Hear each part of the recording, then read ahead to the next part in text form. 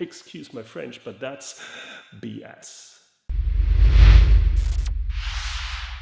This video may hold a few surprises in store for you. Here are 5 common leadership myths.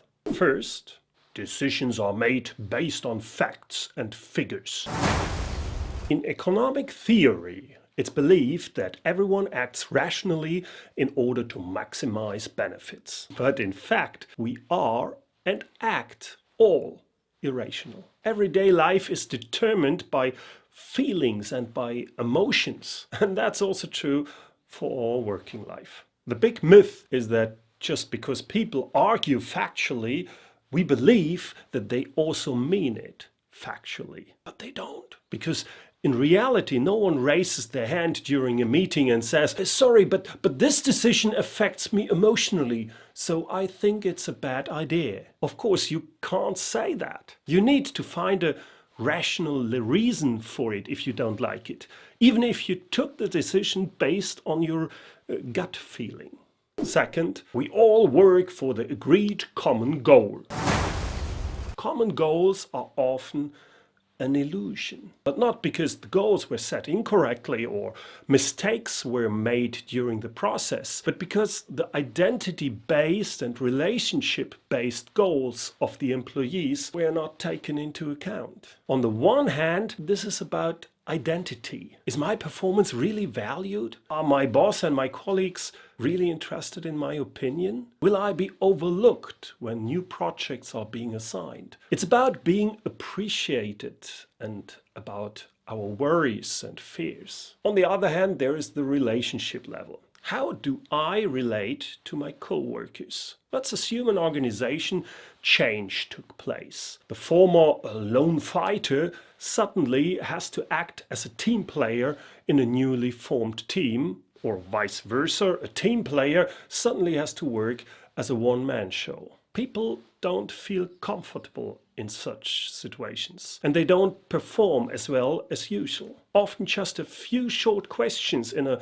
one-on-one meeting are enough to identify possible conflicts. Questions like, how do you feel about this decision? Do you feel you can stand behind this decision? And then, based on the answers, you will quickly notice whether things are going in the right direction or whether a problem could arise because the person does not really stand behind the change or the project. Number 3, you need to motivate your employees.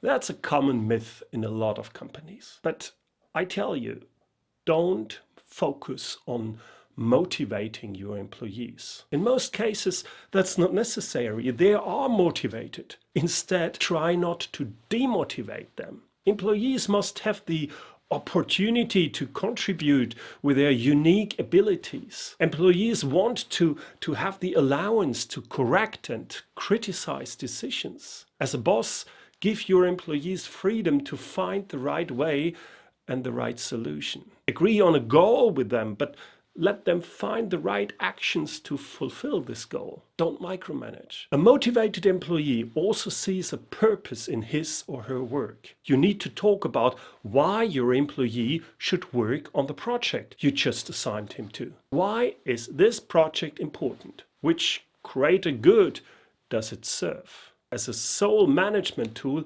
employee motivation is absolutely pointless. It can only work if identity-based goals of the employees are also taken into account. The 4th myth, best practice approach. There's nothing wrong with using best practice in the workspace. The problem is that best practices are often simply used as a template, which is then blindly adhered to. That way you don't train your employees to independently correct or optimize a project or process or whatever. They will not act proactive. A best practice is just an idea, a suggestion. It needs to be adopted and questioned. A best practice is not absolute, but must be assessed relative to the respective situation. Number 5, good leaders are born.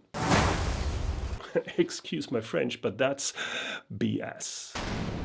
Unfortunately, a common misconception. It's still widespread today that leadership cannot be learned. Either you are born leader or you are not. But like many other skills, leadership can be learned and it can be developed. It's not genetic.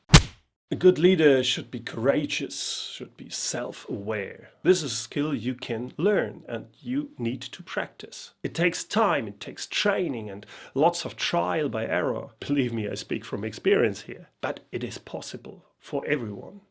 In this video, I'll show you 5 leadership qualities that make a good boss. And you want to become a good boss, right? Thank you for watching and see you soon. And a good leader consistently supports it. Support.